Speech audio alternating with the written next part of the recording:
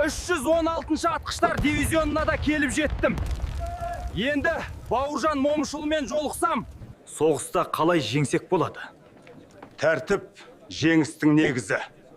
Тәртіп бар жерде ғана күш бар. Қараңдар, шамадан тық жақын жарылыстар. Бәріміз төменде болайық. Командирлер шешім қабылдады, әрі қарай жылжып, немістерді қуып шығуымыз керек деп жатыр.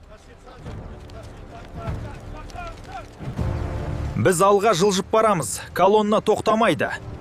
Танктер мен техника шексіз сияқты. Неміс ұшақтары жерге жауыңдар. Абайлаңдар, жатыңдар. Үкімі, мына жерде жараланғандар көп. Дәрігерлер бәріне көмектесіп жатыр. Біз байқамай қалдық. Барлық жаралы жолдастарымызды жинап, орман арқылы штабқа жетуіміз керек. Ешкімді қалдырмаймыз.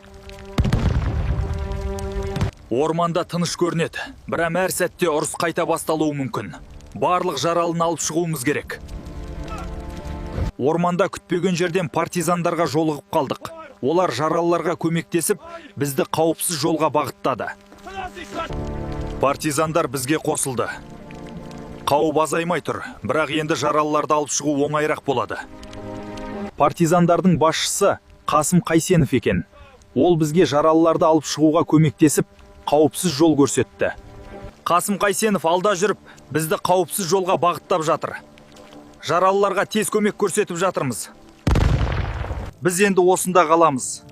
Жолдарың әрқашан ашық болсын, елге аман есен оралайық. Біз штабқа аман есен жеттік. Жол ауыр болды. Жараланған сарбаздар ем қабылдауға кетті.